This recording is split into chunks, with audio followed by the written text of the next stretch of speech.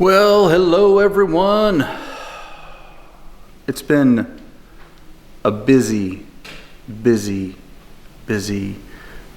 few weeks or a month and a half or whatever. We uprooted our entire life. We moved from Cheyenne and now we are here in Indiana. And today I'm gonna talk to you about the election, what you can expect, what I think, my opinion, personal opinion on what is going to happen. And I'm just going to kind of do stream of consciousness. While I'm doing it, I'm going to kind of show you the new place, and I'll tell you, you guys, I asked about this a couple weeks back, I think, and it's really a confusing time for me. And that is because it seems like almost anything could happen. You know what I'm saying? Like this year has just been nuts. It's been extraordinarily crazy to me, especially as you guys know, I am somebody who is very much anti-conspiracy theory, right? But man, 2020 will test. It'll test you as to whether or not you really stick to those those convictions. Sorry, I'm trying something different here on the filming. And what do I think is going to happen? Let's talk about the first possibility. So I'm probably a terrible storyteller, but if you look at people on YouTube and people on the internet and everything like that, everybody's talking about Civil War 2.0 and all those kinds of things. I understand why they're saying that, but after I don't know, a lot of contemplation and looking around and just trying to understand what's going on, I don't think that's going to happen.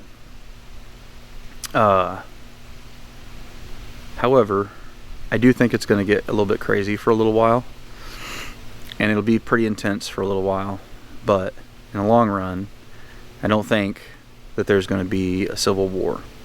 And here's why. The reason I don't think that is because they don't have the numbers to do really anything for too long and sustained of a period. And I'm talking about the Antifa and BLM people and all the people that are rioting in the cities and all that kind of stuff. They have to bus people around from place to place. They're doing that. We've seen that. That's very open and out there. And that tells me that they just don't really have the actual numbers that they're trying to portray that they do. There's people that'll come out for protests and stuff, but I'm talking about like the agitators, the ones who are orchestrating and directing violence and the burning and looting and all that kind of stuff. Those guys, there's not very many of those, and they have to pay the ones that they do get, and so I don't see them being able to do too much for too long. I think that we could probably expect that there'll be some pretty regardless of the outcomes. I don't think that the scenarios matter quite so much as far as like who's going to win and then what happens and kind of running out like wargaming kind of thing. I don't know that really matters too terribly much, with maybe one exception or so, but we'll get to that. As far as the Antifa and those guys causing trouble, I think they're going to try no matter what, regardless of the outcomes. And that's probably why we're seeing a little bit of a lull in it at the time, is because they're probably getting ready and stuff. Logistically, getting people in place, those kinds of things. So I would imagine what we'll see is in probably 5 to maybe up to 7, possibly up to 10, but I doubt any more than that. Cities, big cities, areas where, you know, where you've seen a lot of rioting already, you're probably going to see some more. Probably going to be pretty intense in the cities, and it will probably be in the rural areas like normal. In the suburban areas, you might see some anecdotal instances of a few motivated groups going out into neighborhoods. A few. Anecdotal here and there. I don't think it's going to be widespread. I really don't. Then, what else? I think there's definitely going to be some issues with the election results, with all the mail-in voting and just the massive amount of fraud that can take place with that. I think that it's very, very likely that there's going to be challenges in court and all that kind of stuff, just like there was with the 2000 election. But my feeling is, my general kind of feeling is that probably by Inauguration Day we'll have a clear-cut winner, you know. And if it's Trump, there'll probably be another spike in, you know, riots out in the cities and all that kind of stuff.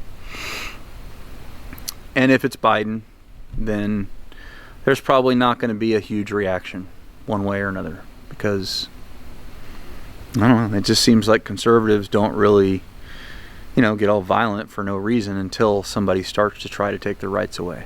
So I think we've got a little time there on that one. But if they do, you know, do the things that are listed on Joe Biden's website, then at some point, once that gets through legislation, if it ever gets signed into law, then I think there could be potentially some violence there, coming from the, you know, the people who respect the Constitution. I don't know. It's just a guess. The status quo is very difficult to break in this country, because, you know, we're all, pretty much everybody in the country is the upper 1% of wealth earners in the world. And even the poor people here are relatively comfortable in many ways compared to the rest of the global population. You know, when you talk about the poorest people here in the United States and compare them to, you know, the Bedouins in Saudi Arabia, there's no comparison. I mean, they make a couple dollars a year. You know what I mean? So, anyway, like I said, this is just kind of going to be stream of consciousness. So, yeah, if Biden does win in the end, I do think that Trump will leave. He might still try to contest it or something like that in the courts, but I do think that he'll leave. I don't think that he'll implement any kind of martial law or anything like that. I just don't see that. If it gets too bad in the cities and it's sustained for a long enough period, then I do think that it's possible that if the cities and the governors don't do something about the violence, then I do believe that Trump would utilize the National Guard or federal forces to quell that violence. But I don't think that that's martial law and all that kind of stuff. It would be short term, and it would be just to take care of the situation and then, you know, go away. if you remember back to the beginning of the COVID stuff, everybody was saying, see, troops in the streets, it's going to be martial law. And of course, that didn't happen. There's so many reasons why that can't happen, but primarily we just don't have the numbers. But anyway, what else? What else? Okay, I guess now we should talk about what you should do. It's really the same conversation that we've had many times. You know, make sure that you've got your preps in order. Make sure that you are communicating with your neighbors about what if scenarios. If you need help, how do you get in touch with each other? I mean, probably one of the most basic things that you could do, and one of the most helpful things, is to go around to all your neighbors and put together a neighborhood list. And I was just talking to my neighbor about this just the other day, and they've actually already done this, which I need to get a copy of it. So Mark, if you're watching, give me a copy. But anyway, go make a list of everybody in the neighborhood and what your contact information is, and if you want to, you could even put your cars and the license plates, and you could put the dogs, the kind of dogs they have in case somebody loses a dog or something, your cell phone number, email address, and that kind of thing. Then if you want to use a Wi-Fi app in case the cell phone networks is not working, you could use like the Signal app or something like that. It's fairly secure, and you can put their numbers for that on there, and you can do group texts and different things, and that way if there's a problem, then you can say, hey, this is happening, just want you guys to be aware, and you can all come together and take care of the issue. The other possibility there is radios. You could use radios. That's something that we're exploring here. With all the big trees and all that kind of stuff that we have here, I'm not sure how successful we'll be with radios, but we're going to give it a shot. The next thing is your food and water. Okay, the supply chain shortages are not over. I don't believe they're over.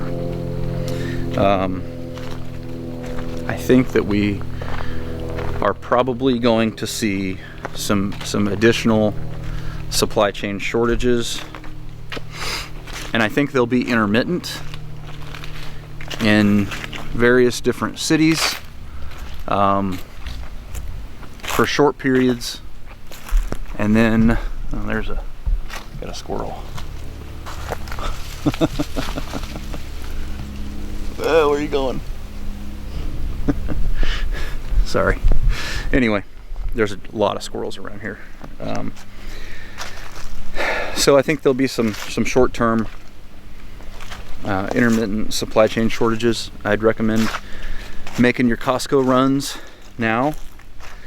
Focus on the staples, focus on condiments, and the comfort foods, the things that you like to eat, that you eat normally. Stock up on that stuff. Have 2 or 3 months worth of that stuff in your house. And then of course you got your long-term food storage as well. One of the things that I would have changed, and I talked about this on Ethical Preparedness's video, but is the ratio of food, of the convenience foods and the long-term storage foods. I probably will change mine to roughly 40% or so convenience, and then like 60% or so long-term food storage. And I've done that lesson. If you guys, on Patreon, you have access to it, that kind of reflects a whole list of like the top 100 things that have a long storage life. So check out that lesson, and that way, if you buy them and you don't need them, no big deal, nothing lost. You just use it from your shelf. You know what I mean? You're not putting yourself out there a lot. I don't think water is going to be a big issue on this go round, but I do think that it's important to have water just in case, or have a way to collect water and be able to drink it and filter it and boil it and all that kind of stuff. Self-defense, one of the things that I did recently, and I got this from the Lord Humongous on Patreon. No, it wasn't on Patreon. It was on one of the Prepper Trifectas, and he talked about having some rubber buckshot, and I think that is a fantastic idea, and I don't understand why I never thought of that before. So I went ahead and I ordered a bunch of that stuff, some buckshot and some slugs. And the reason I think I got it from Botash.com, Botash Tactical, BOTACH.com, and it was cellular and below, I think. So anyway, having that as an option is probably a pretty good idea, because then if what I'm going to do is I'm going to designate one weapon as the non-lethal weapon, and it'll be loaded with non-lethals, and I can grab it, and if somebody's just out dicking around and they're just being dumb or whatever, you can use that and not have to worry about a lot of things. It's less lethal, so it could still be lethal, but my presumption would be is that you'd have your EDC weapon on you, which is lethal, and then you could grab the non-lethal weapon to go out and make a show of force and try to just scare people away. Say, hey, I'm not fucking around, you know what I'm saying? And you do what you got to do. I'm not giving legal advice, but I think it's just another option, having a non-lethal there. At least then you're showing good intent, that you were doing all that you could to not have to engage in a lethal encounter. The reason I mention this is because it's pretty evident to me that people who are, let's say, I wouldn't even say aggressive, but who are exercising their Second Amendment rights might or might not, depending on what state you're in, they may or may not face prosecutors with the full understanding and respect for the law.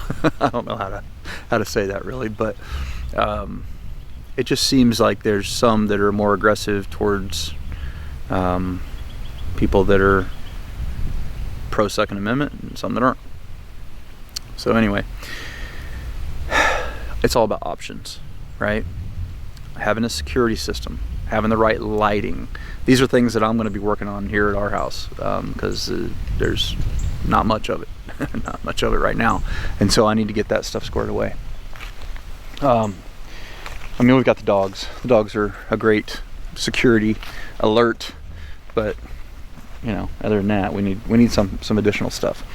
So I'm probably going to be getting some cameras and Wi-Fi connected kind of stuff, and that way, even if we're not home, we can get notifications and alerts and all that kind of stuff on what's going on and what deliveries are taking place and who's coming and going, and just all that general stuff. Power generation, that's one thing that is fairly important. We're coming into winter, so it might not be a cyber attack on the grid, although it could be. It might just be that you just have power outages, so don't forget about that. Make sure that you got your generator out, that you tested it, that it's working, that you've got some fuel on hand, those kinds of things. Next thing's first aid. Make sure that especially if you have to go into the cities and stuff, make sure that you're carrying a first aid kit, a trauma kit. Make sure that you, in your vehicle, in your EDC pack. And if you're carrying a weapon, you probably should have a tourniquet on you at the least. Let's see, I'm trying to think of all the others. It's really just the commonality of survival. You know, it's all these situations are essentially the same. There's very little difference in how you survive from one situation to the next. It's really once you've got the basics down, like in that Disaster Preparedness 101 lesson that I talked about, when you've got the basics down, you can pretty much handle anything, you know. I think for most people, my sense of it is that the thing that's lacking the most is the communication with your neighbors and talking to your neighbors. And yes, I understand that some people are Democrats and some people are Republicans, and the two shall never mix. At least that's what it seems like in today's day and age. But you really need to get past that and say, look, we're neighbors, and I don't care what political party you are. I just want to know that if you're in trouble, I want you to know that you could call me to come help you. Because let's face it, we've seen, you know, Democratic and businesses that support BLM be burned, you know. So it's possible that, you know, riots, mobs and stuff like that, they kind of have a mind of their own, and they don't necessarily think logically in the heat of the moment.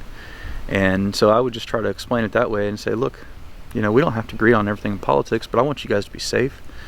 And if I need help, I'd love to be able to call you. If the police aren't coming, and they might not, we've seen that in multiple cities, that the police aren't coming because they're told not to respond, or they're too busy with riots, or whatever the case may be. Then you got to take care of yourself. You know, that's kind of the way I would approach it. And if they don't want to be on the list, then they don't want to be on the list. That's okay. Hopefully you can find 4, 5, or 6 people, you know, on your block or in your area that do understand what you're saying and appreciate the intent that you have, you know. And when you're talking with those people, I would not be too political, and I wouldn't talk about the apocalypse, and I wouldn't talk about civil war. I would just talk about the news. You know, just, hey, this, you know, 2020's been nuts, and I sure hope that it gets better. But if it doesn't, I want to know that you guys are okay, and so I'm putting together this list so we can all communicate with each other. What do you think about that? Just get their take on it. I think most people will be pretty receptive to that. I really do. You know, if going back to other scenarios, if Biden wins and Kamala takes office, because, you know, that's probably what's going to happen, and, you know, they try to get if they win the House and the Senate both, and they try to get their anti-gun agenda passed, then yeah, we might see you know, the right side or the conservative side start to do some demonstrating and all that kind of stuff. And, you know, my personal theory on why Antifa and BLM are being funded by the left is because I think they're giving people a target. And I don't mean that to go out and shoot. I'm just saying they're giving somebody to be mad at, so that in the hopes that people on the right will retaliate. And I think if we just don't do it, they'll go away.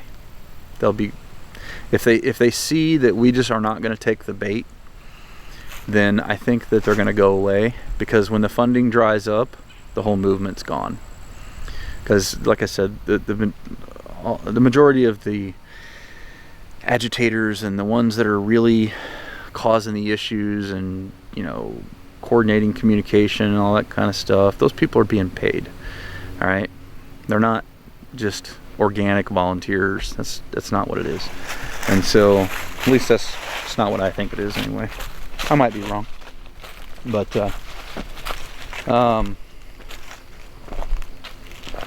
so my hope for everybody out there would be to not take the bait, because I think that it will calm down afterwards.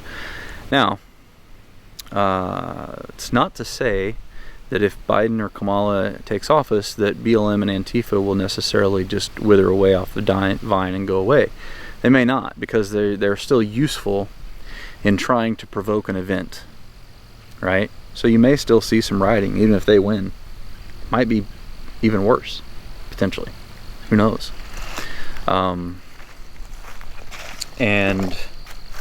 that sucks, right? Nobody wants that. But I think for the next, what is it, October, 6 to 9 months at least, maybe a year, this is going to be an ongoing issue. And at some point, when they see that we're not taking the bait on it, then perhaps it'll dry up and it'll go away. I don't know. It doesn't really change a whole lot for us, though. I really don't think it does. You know, you go to work and you do your thing, you be prepared, you have all your gear with you, your get home bag and those kinds of things, and you do what you got to do, you know. Plan your routes, no alternative routes. Take a look before you leave to see if there's any traffic stoppages. You know, using the Google Maps feature, you can tell if there is you know, stoppages on the road, and then you can plan around that and go a different way. What else? I think that's about it. I really don't think that there's anything too much different about what we're going to be seeing now versus what we have seen in the past, and you know, what we're probably going to see in the future. I think we're probably in for more of the same, maybe a period of intensity for a while, but I ultimately don't think that it's going to be a total disruption. This isn't the big one. This isn't Civil War 2.0. It's not going to get too crazy for the vast majority of people. Maybe, you know, 3, 4, 5% of people who live in the big cities, they're going to have a hell of a time. And my advice to you is the same as it's always been, and that is, come live out where I do. Get out in the country, you know. This place that we live in is great. I mean, it's really good, and I'm super excited about being here. We've got really good neighbors. All of them are, you know, very much like-minded, and I'm very secure and very, very happy where we're at, and I don't see that it is going to be a problem out here. If you live in New York or Portland or God, you know, any of the cities that we've seen a lot of violence in already, then it's probably going to be problematic. My guess is that in the northern cities where there's already a lot of snow and it's cold and all those kinds of things, you're probably not going to see as much, because you know, if there's snow and stuff in the streets, I don't know that they're gonna get out there and riot and everything, all that kind of stuff, all that much. Let's talk about this. I know like I said, it's this kind of stream of consciousness, so I apologize for the length, but I want to try to explore it as fully as I can with you. Kyle Rittenhouse went out and was defending the some businesses there or something, and he was acting as a medic or whatever. And I applaud the young man for doing what he did. I feel like his heart was in the right place, and I'm glad he didn't get charged. However, the people, the adults that were with him, the veterans specifically, really failed him in a big way, in my opinion. And I think it sucks. Because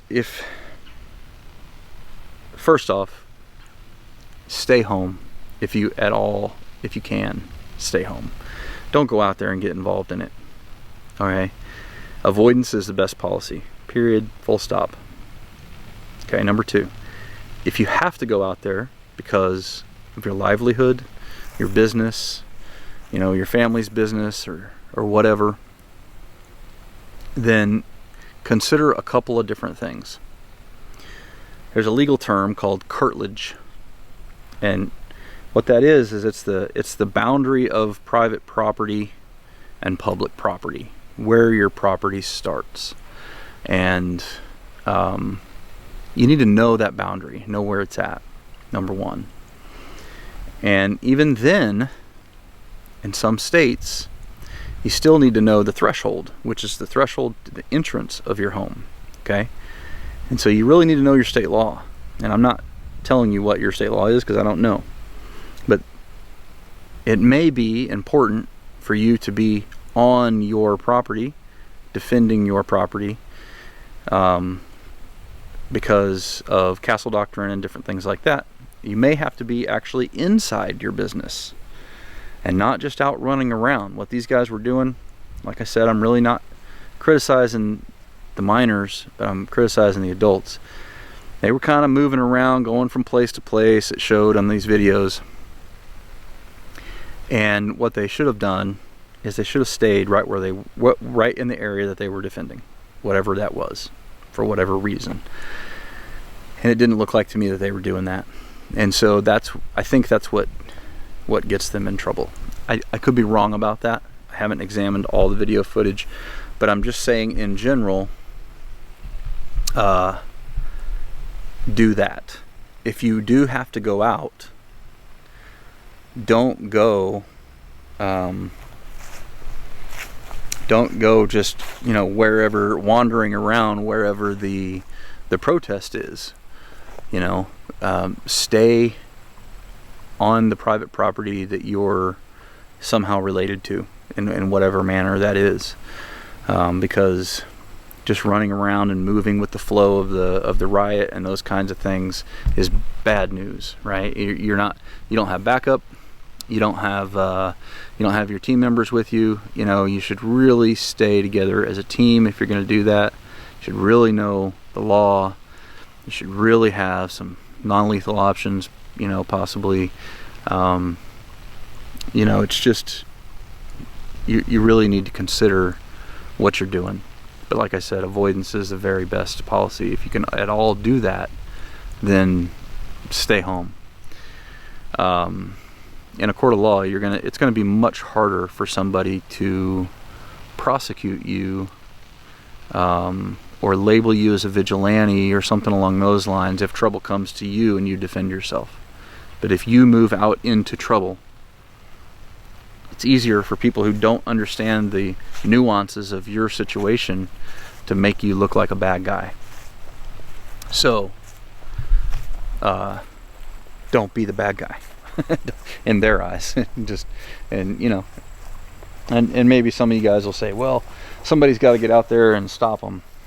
And I would say that I don't think you're going to. I don't think you're going to. We're going to have to, this is something that we're going to have to deal with for the time being until things settle down. And that's probably not going to happen until at least well into next summer. So buckle up, be ready, get your news sources and your intelligence sources together. You know, go out, talk to your local sheriff, talk to your sheriff's deputies, tell them that you're willing to help. You know, you're just a law-abiding guy. Say, hey, if you guys need a hand, I'm here. You know, I've got a few friends and we're happy to help you out. We want to do whatever we can to keep the peace and, you know, that kind of stuff. Say, hey, we're not talking about being a militia. We're not talking about vigilantism. All those kinds of things, you know, but just, you know, offer it up, I guess. And maybe that's not a good idea depending on where you live. I don't know. You just have to make that judgment for yourself. In the more conservative areas, I don't think that'll be an issue. They'll probably just say, hey, thanks for the offer. You know. In the more liberal areas, they might look at you and be like, well, are you some kind of militiaman? You know, are you gonna be a vigilante out in the streets with your AR and give you, you know, a bunch of crap?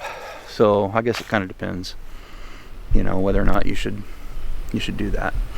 But most importantly, talk to your neighbors, have all your prep squared away, and just defend what's yours. Be on guard and be vigilant, but take care of your own. And I think we're going to get through this without too much going crazy. Yeah, I think that's pretty much it.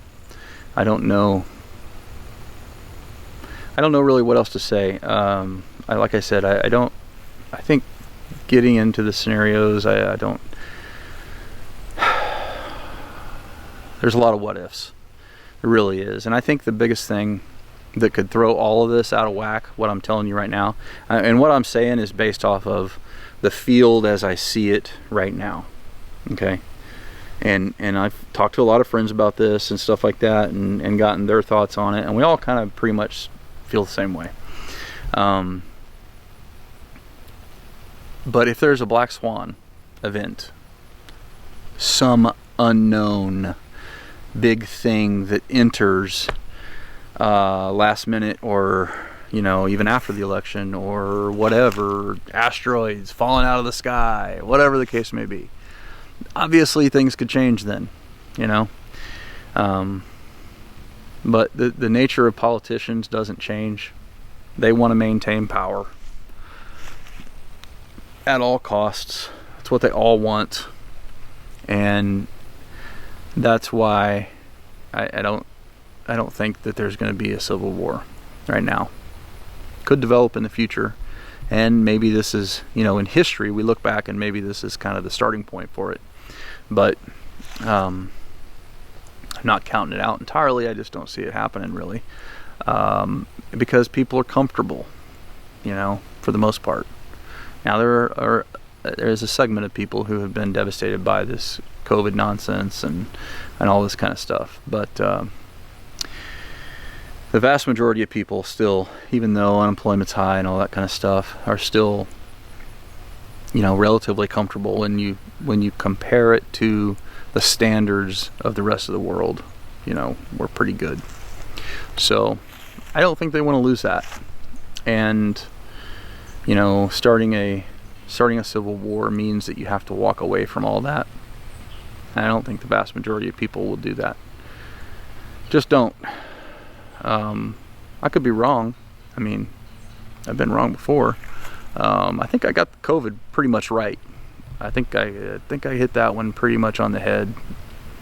What I got wrong about it was the level of corruption with regard to the way the tests have been administered, the way the numbers are being counted, and all that kind of stuff. That has really surprised me.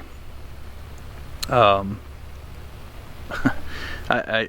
talked to some folks in the medical world and close to the medical world and stuff, and the stuff that's going on with that is just downright fraudulent and criminal, if you ask me. One I heard the other day was, if a patient is sick, and let's say they're sick for 6 weeks, and they take a test every week, They count that as a positive each time.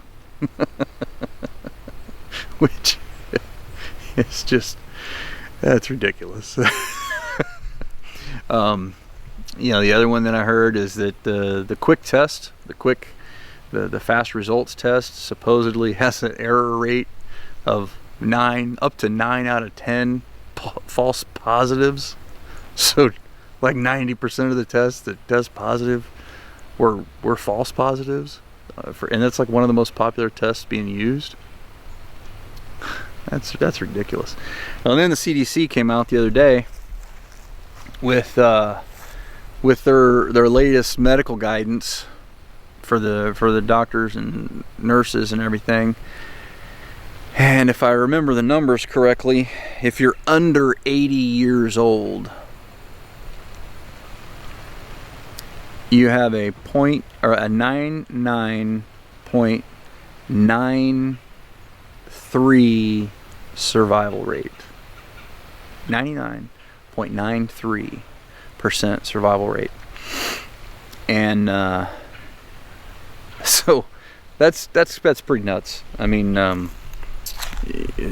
think that we shut the economy down for that, and it's essentially, if you're less than 80 years old, it's less deadly than the flu. Now, if you include the 80-year-olds, 80 or above in there, it goes up a little bit. That seems like, I think Eric said on the Prepper Trifecta the other night that the the average age of death of people with COVID are people who are older than the average life expectancy in the United States. So it's very focused on the elderly. And that's bad. That's a terrible thing.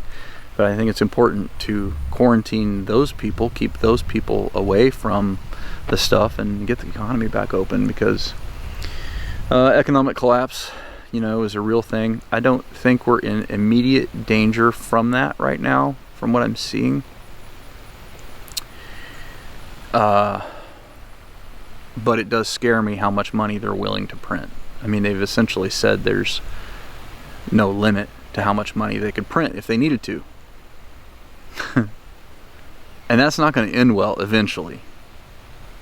But as long as the dollar is the world's reserve currency, then I don't think we'll have an issue. And it is so far. Now, that could change.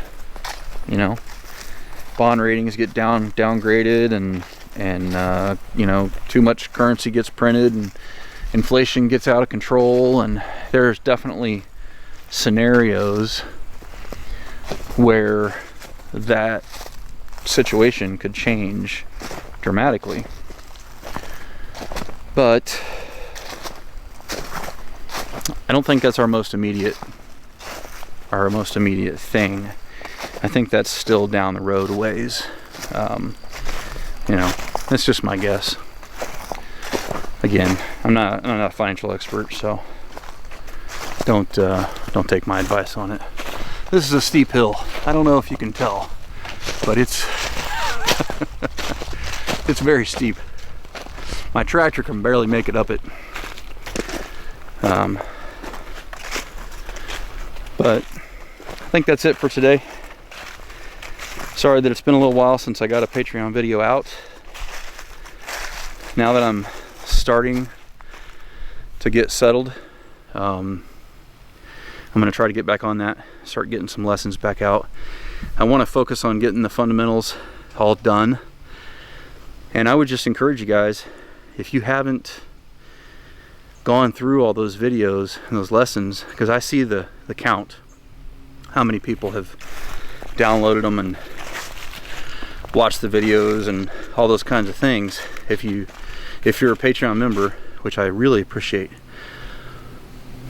but you haven't gone through and gone back and checked all those lessons, I'd encourage you to do that, because a lot of this basic info has been covered there.